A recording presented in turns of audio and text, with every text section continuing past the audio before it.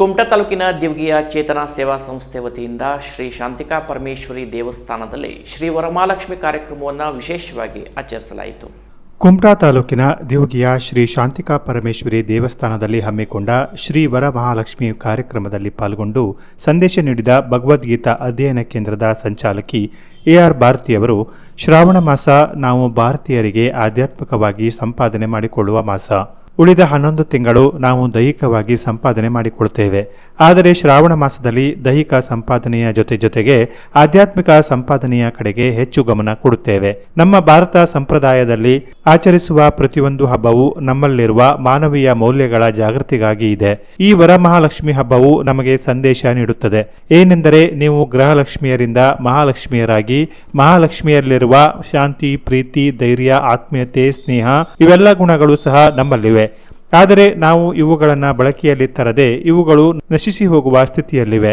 ಹಾಗಾಗಿ ಹೆಚ್ಚು ಮಾನವೀಯ ಗುಣಗಳನ್ನು ಬಳಸಿ ಬೆಳೆಸಿ ನಮ್ಮ ಮನೆಯನ್ನ ನಾವೇ ಸ್ವರ್ಗವನ್ನಾಗಿ ಮಾಡಿಕೊಳ್ಳೋಣ ಎಂದರು. ವರಮಹಾಲಕ್ಷ್ಮಿ ಹಬ್ಬದ ಶುಭಾಶಯಗಳನ್ನು ಹೇಳ್ತಾ ನಮ್ಮ ಮಾತಿಗೆ ಮಂಗಳವನ್ನ ಹಾಡ್ತೇವೆ. ಲಕ್ಷ್ಮಿಗೆ ಕರೆಯುವಂತಹ ಪೂಜೆ ಇದು. ಯಾವ ಲಕ್ಷ್ಮಿಗೆ? ವರ ಕೊಡುವಂತಹ ಮಹಾಲಕ್ಷ್ಮಿಗೆ ಕರೆಯುವಂತಹ ಪೂಜೆ ಇದು. ನಿಮಗೆಲ್ಲ ನೆನಪಿರ್ಬೋದು, ನೀವು ಯಾವಾಗ ಮದುವೆಯಾಗಿ ಮನೆಗೆ ಹೊಸದಾಗಿ ಕಾಲಿಡ್ತೀರಲ್ಲ, ಅವಾಗ ನಿಮಗೆ ಒಳಗಡೆ ಕರ್ಕೊಳ್ಬೇಕಾದ್ರೆ ಒಳಗಡೆ ಬಂದಂಥವರಿಗೆ ಏನಂತಾರೆ ಅಂದರೆ ಗೃಹಲಕ್ಷ್ಮಿ ಅಂತ ಅಲ್ವಾ? ಗೃಹಲಕ್ಷ್ಮಿ ಅಂತ ಹೇಳ್ತಾರೆ. ಮನೆಗೆ ಕರ್ಕೊಂಡು ಬಂದಂಥ ಸೊಸೆಯನ್ನ ಏನಂತಾರೆ? ಗೃಹಲಕ್ಷ್ಮಿ ಅಂತಾರೆ. ಅವರ ಜೊತೆಗೆ ಒಬ್ಬ ಗಂಡ ಇರ್ತಾನಲ್ಲ, ಅವನಿಗೆ ಗೃಹ ನಾರಾಯಣ ಅಂತ ಹೇಳೋದಿಲ್ಲ. ಹೇಳ್ತಾರ? ಗೃಹ ನಾರಾಯಣ ಅಂತ ಹೇಳೋದಿಲ್ಲ. ಆದರೆ ಇವಳಿಗೆ ಗೃಹಲಕ್ಷ್ಮಿ ಅಂತ ಹೇಳ್ತಾರೆ.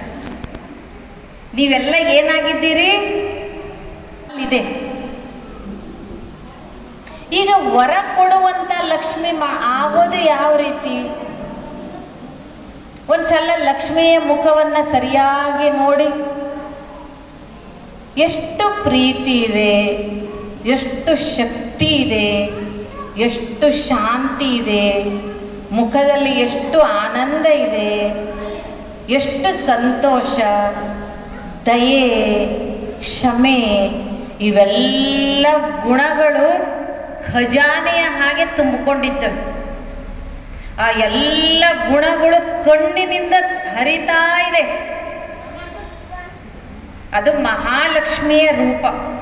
ಚೇತನ ಸೇವಾ ಸಂಸ್ಥೆಯ ಅಧ್ಯಕ್ಷ RK ಅಂಬಿಗ ಸ್ವಾಗತಿಸಿ ಕಾರ್ಯಕ್ರಮ ನಿರ್ವಹಿಸಿದರು. ಮಹಿಳೆಯರು ಶ್ರದ್ಧಾ ಭಕ್ತಿಯೊಂದಿಗೆ ಹೆಚ್ಚಿನ ಸಂಖ್ಯೆಯಲ್ಲಿ ಪಾಲ್ಗೊಂಡು ಕಾರ್ಯಕ್ರಮಕ್ಕೆ ಶೋಭಿತರಾದರು. Canara plus news, Kumta.